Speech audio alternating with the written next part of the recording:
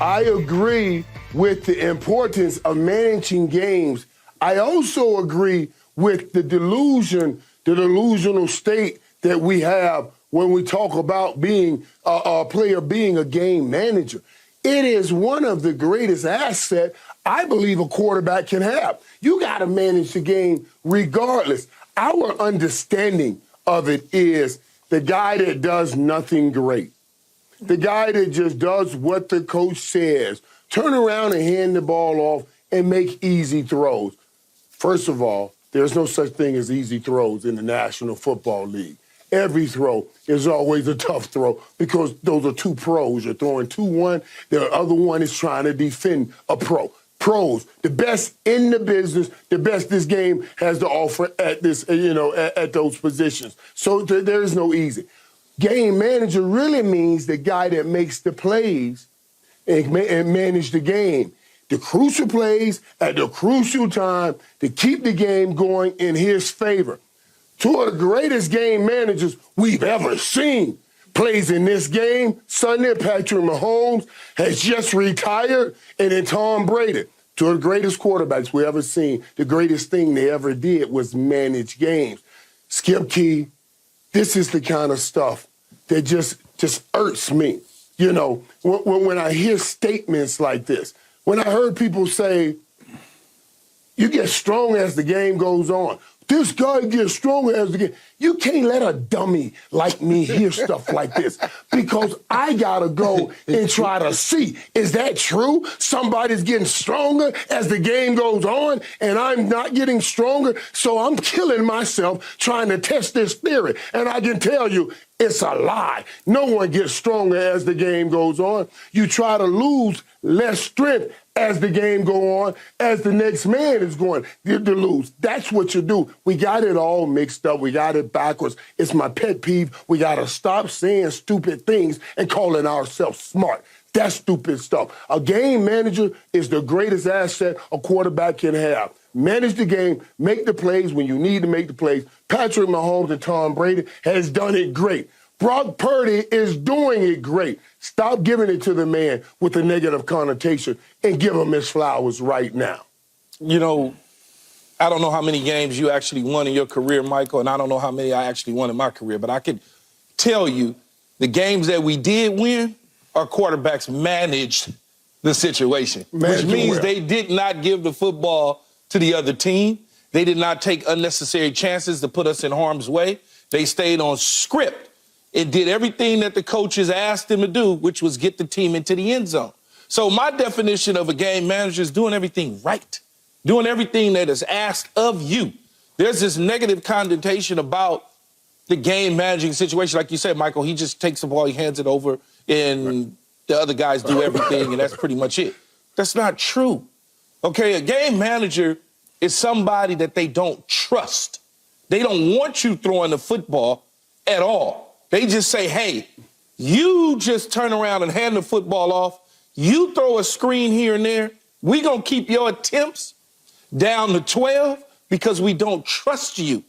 That's not the case with Patrick Mahomes and Brock Purdy and Tom Brady and on and on and on about Super Bowl winning quarterbacks. They don't turn the football over, you win the game. It's as simple as that. You get the football to the open guy. You do the easy things. If it's dinking and ducking, Skip, okay. You don't have to push the ball down the field. You don't have to. Everything is in front of you. It's easy money. Take the easy money. Move the chains. They said that. Smart play.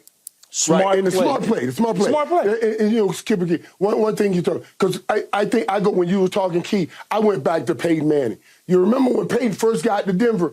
Wow, what a year he had. He was throwing that ball everywhere. But the year they won the Super Bowl, he just managed the games properly. He put them in the right position to make sure that they don't mess up what that great defense was doing. That's what he was doing. He was a great game manager that year. But it ain't even that year he was a great game manager. The year they won the Super Bowl in Indianapolis, that Super Bowl, he managed the game. He gave the football to Joseph Adai and company in the flat, and they, against cover two, they made hay after the catch. He won the MVP because he managed the situation the right way. It rained the whole game. And it rained the whole, but he managed it. They're not going to say managed. They're not going to say managed, Skip, because he was the number 1 overall pick. Yep. And he's Peyton Manning. Yep. So they're not going to say that. But when you get to Brock Purdy, they're saying that because of where he was drafted. Now you're looking at Patrick Mahomes. A year ago, they ran too high on him when Tyreek Hill wasn't in. That means cover 2 shell. And he was forcing the football down the field until they went back and they reassessed the situation. They said, look, man, don't force it down here. Take everything underneath. You got Travis Kelce, you got Juju Smith-Schuster. You have other opportunities to take advantage of the situation. Then once he did that, things turned for him. Now you look at it this year, Skip, and here's the question. Is he a game manager more so than Brock Purdy? Yes. Yes, that's it. That's fine, though. He's doing everything the right way. But the perception is completely the other way around. Yes, because Brock Purdy gets dismissed, downgraded, degraded as a game manager. But you know why that is, though, Skip? Is because where he was drafted and how he got the job last year. He got the job last year based on somebody else getting hurt. He didn't beat him out. The guy got hurt, and he didn't play well. He was shooed into the situation, and then all of a sudden he goes, Plus, when you have media reports, even after last year, Kyle Shanahan's still eyeing Tom Brady. So that doesn't help people when you talk about Brock Purdy. It just doesn't, because it's like, well, if you're so confident in Brock Purdy, why are you flirting with Tom Brady? Because it's Tom damn Brady. That's why. And that'll happen for the next couple of years until he gets to be 60 years old, until somebody finally says, he can't play anymore. True. So, you know, I like both of these quarterbacks. I like what both of them have been able to do. And Brock Purdy will become Patrick Mahomes if he continues. He'll understand I don't always have to take shots. I can just take what's in front of me. Okay. Allow me to start with Brock Purdy and reiterate my favorite Super Bowl stat of all this week. And that is, Brock Purdy led the National Football League better than any quarterback out there in success rate of throws over 20 yards, which is considered a deeper pass. He led the whole league in success rate. He is bombs away. He is a rambling gambler. He is bucking the system that he plays in because he will pretty much try anything at any point, and a lot of times make it work. He's got some magic to him, and there are times when Kyle Shanahan, you can just see him on the sideline like, oh my God, he pulled it off. It's the opposite of game. I have no idea where this started. I don't have any idea how it got legs, but they're still asking Brock Purdy, probably as we speak, about being a game manager, and he keeps shrugging and saying, I don't know what you're talking about. Well, you know, Skip, all it takes is 2 or 3 people to say something at the beginning of the season, and then you go ahead, Michael. Right, but Keith, what blows my mind is we should have learned by now. What we really try to understand and ascertain is when we see quarterbacks and we see talent, we're really measuring them shoulders down. We're not, man, what a gifted arm, what a talent. Lamar Jackson is gifted and talented, but he can wreck a game. But Brock Purdy has to be a game manager. I tell you what, Lamar Jackson, with all that gift and talent, he didn't manage that game, that AFC Championship game well. Brock Purdy was in his championship game. He knew when that pocket was closing to go take off. That's part of managing the game. Because, all right, if I'm waiting, they're going to close this pocket. I don't have anything up the field. I got to take off right now. That's brilliant football play. We got to stop always looking at guys and saying, well, he doesn't look like he's great. Tom Brady should have gotten that out of the way a long time ago. Patrick Mahomes, in the picture that you have seen moving around lately with the little belly thing, should be getting that out the way. It doesn't matter. These dudes are brilliant quarterbacks. Stop playing around with what your eye gate see and tell the reality of what you are looking at. You're looking at great game managers and great quarterbacks. All right. Now, let me take Patrick Mahomes' trajectory that we've seen through the 3 Super Bowls into the 4th one.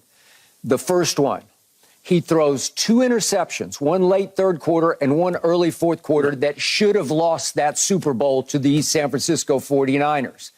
Bad ideas, bad throws, and they got away with it because the opposing quarterback was Jimmy Garoppolo. That's why he's no longer the opposing quarterback, because he unraveled in the fourth quarter when they're up 20-10, interception. He could not take them home. He went 3 for 11 for a grand total of 36 yards in the fourth quarter. He threw an interception, and they fell apart on defense, as Richard Sherman alluded to and talked about yesterday, and gave up to Patrick 21 points in the last 7 minutes of the game. But Patrick knew that they were in trouble twice because he made 2 bad throws. Then he faces Brady at Tampa in that Super Bowl, and he just had a bad game. And you guys say, well, he wasn't protected. But he was trying a lot of things. He was making a lot of deeper throws, and a couple of them got picked. And you said the same thing, too, Skip. When we were watching the game, he wasn't being protected. Okay, Don't try to blame whatever. us. But Brady would figure that one out. He'd just get rid of the ball faster. But the point is... But we talked about that, Skip. Right. You're right. He played pre-snap. And Patrick Mahomes plays post-snap. You're right. He would have gotten rid of the ball fast. So then we get to the game last year against Philadelphia, and it does become a shootout, but it's not because of Patrick shooting it out with Jalen, because Patrick only threw for 182 yards in that game. You know what he was doing? He was actually managing the game because he did not make a mistake in the game. Jalen made a big mistake when he lost the handle on the football and it got scooped and scored. And they did give up a big punt return, which helped Patrick in the second half. And Patrick made a nice scramble and one late throw. And he did just what he needed to do to get them home, 38-35. And they won the game. So he's got 2 Super Bowls and 2 Super Bowl MVPs. Now let's look at what happened this year. You realize he had a career high, did Patrick, this regular season in interceptions with 14. Remember, last year, Dak led the NFL with 15 interceptions. Well, what was going on? Kelsey had a sort of a slump later in the season. It looked like he'd lost a step and was running out of gas until he revived himself in the postseason. But they led the league in drops. So it was not working. They went 11-6, and they're going to have to go win some road games. Well, guess what happened? Here came Patrick in the postseason. He has no interceptions, no lost fumbles, and 0 turnover-worthy passes. There's not one pass you could find on tape where you say, well, that should have been picked. Nope. He's been flawless in the postseason, but not spectacular. So in the 3 Super Bowls, he's averaged 246 yards passing, which is not Brady averaged 304 in 10 Super Bowls. But what's happened in the postseason, he's right on schedule. He's averaging 239 yards a game, not spectacular, but no turnovers. And touchdown passes are happening, a lot of them to Kelsey. And what happened in the first half, as we talked about at Baltimore, he was spectacular. He and Kelsey, 9 for 9 on targets. We're going to talk more about that in just a few minutes. But in the second half, finally, the Baltimore defense figured it out, locked in, locked down, and took Patrick out of the game because he had only 69 total net passing yards in the second half. But what happened on the throw of the game late in the game, a third down play where they had to cash it to kill the clock, he did it. This is it. And he throws... It was a lob ball, but it was beautifully placed, beautiful. It was a touch pass. It wasn't a step into it and fire it pass. He threw it just the way you needed to throw it to MVS, who finally actually caught one that fell right into his breadbasket. Well, it was a game management play. It's the kind of play where it's high IQ. I got you on this one. I'm going to kill you with this one because I'm going to kill the clock with this one. And that was the end of the game. So we're just seeing that he's had a lot of high QBRs and no interception games and averaging only 239 yards passing a game in these 3 playoff games. And that's okay. It's great. Right. And let me get what we don't give him credit to also, and I watched this in games. Patrick Mahomes, as he manages the game, he remembers that he had so many drops in the regular season. There have been plays that Patrick Mahomes has receivers running wide open, maybe a 3rd and 6, a 3rd and 5, and it's down the field. I've seen those receivers open. He looks over there and he says, I can't take this chance. I got to scramble and go get this first down.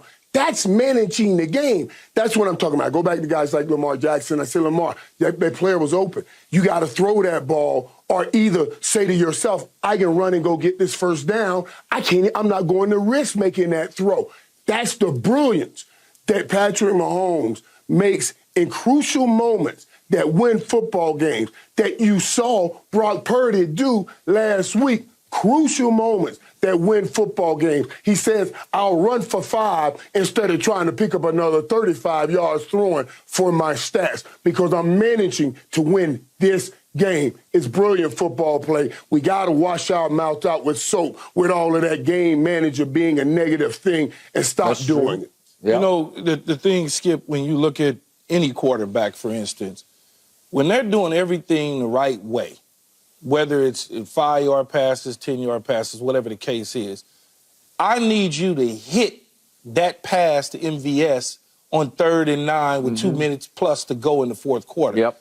If you're able to do that, you're not somebody that I'm taking the keys away from. I'm going to give you the keys at the right time. I'm going to dial up the right play because I trust that you can do it. We go back to Jimmy Garoppolo. They didn't trust that Jimmy Garoppolo could do that. When you think about the year they went to the Super Bowl, Minnesota and Green Bay, or was it Green Bay, Minnesota? I don't remember exactly which one. They played those two teams, one in the divisional, one in the NFC Championship game. They took the ball out of his hands both times and said, no. You're going to get me fired. You're going to have us lose the game because you're trying so hard to get off script and give the football to the other team. So they basically brought him to the sideline and said, we won't be throwing the football anymore, no matter what you say.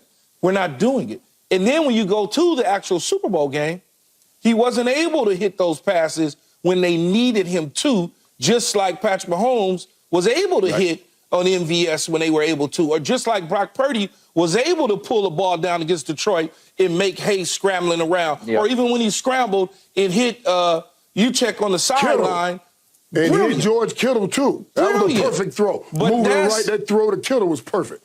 But a negative game manager doesn't make that play. No. They don't make those plays. So it all started, Skip, beginning of the season. As they started to win, you have to have some sort of narrative to tell a story. And he was low-hanging fruit, right? Because now all of a sudden he's starting to get some momentum, Skip, as far as MVP conversations, all of these sort of things. And it kept rising and rising and rising. And as soon as they went on a 3-game slid, they slid 3 games in a row. They lose to Cleveland and everybody goes, well, he's the problem. Not even looking at Trent Williams wasn't in the lineup, or Deebo Samuels wasn't in the lineup, and in the running back, McCaffrey had a little bruise here or there. They wasn't looking at that. They just looking at the win-loss column. And so now he's low-hanging fruit. So it's an easy target. Then Cam Newton said what he said, and then it just took fire. Cam didn't help. That poured gasoline on that fire. Oh, of course. All right, and look at Patrick's trajectory. Look how he started in this league. Early on, he was made for Twitter, he was made for Instagram, he was made for TikTok because he was all splash and flash. He was no-look passes, he was left-handed passes, he was an escape artist, he was behind his back, between his legs. He was all of the above because he was trending. He was exploding all over social media because we'd never seen anything like, oh, my God, did you see that? And, oh, my God, did you see that? And then what did he say on the field? I saw this interview right after the game at Baltimore when they pulled it off as an underdog. He said, and I quote Patrick, I've learned to play different. It's not all about stats. It's just about winning in the end. You saw Tom do it for a long time. He would do whatever it took to win. When my defense is rolling like that, and they were rolling at Baltimore, he said, I have to kind of manage my game, said Patrick Mahomes. Well, good for you, young man. You are growing up right before our very eyes. You are figuring out, oh, well, all that matters in the end is not whether you go viral. It just depends on whether you win or lose the Super Bowl, right? In the end, isn't that how you're judged, you're gauged? But guess what, Skip? Yeah. He still has that viral instinct in his body. So anytime he needs to pull it out in those crucial situations, he's able to do that because he's done it before. Yeah, he's just not doing it the way as regularly as he used to try to do it. Yes. Well, as dynamic and as spectacularly looking as we used to see, you know, with all the beautiful no-look pass and all the things. But to bring it all back down and say, whoa, that's not what we need now. Let me tell you something, too. That last throw to Scanley, Valdez-Scantling, trust me, there was some real – the way even Scanley caught that ball, Key, made me say, hey, when the ball was in there, he's like, oh, my God, I got to catch this ball. You know what I mean? Because really, probably hung up for like an hour. That was a perfect throw. He should have run with this ball for a touchdown. He was too afraid. Right here, he said, I got to turn around. He caught it like a punt. Like a punt. Like, you know, like right here. You got to. Yeah. But Patrick wasn't. That's a perfect throw. But Patrick wasn't trying to throw it as a touchdown. He was trying to throw it as a completion and give him a real opportunity to make that play, opposed to lead him in missing. Right. Yeah. But he got scared, Key. I would have taken this to the house. Well, I would have taken that to the house. You would have. Right, that's he what would have. But remember, he dropped one of those. I was just about to say that, Skip. I was about to say, Michael, you know damn well when that football is in the air. I would have cut back. I'm saying when that football is in the air, it's a whole lot different. We can say this on TV, right? Because we made a lot of catches in our careers. But when that thing is, and you done had a negative outcome the last time this situation came up, you're going to secure it the best way you can, because if that happened again in this situation, you might not get back on the plane. That's a fact. Back to Kansas City. That is you got to. I agree. It's like a baby being dropped out the third floor, man. You got to catch it. And there was no reason to house it. All you needed to do was catch it, and the game was over. And he did. Mm-hmm. All right. I enjoyed that. Up next, we're going to enjoy this because Tom Brady says he's surprised Bill Belichick didn't get a job. We dive deeper next. No mercy. No mercy. No mercy.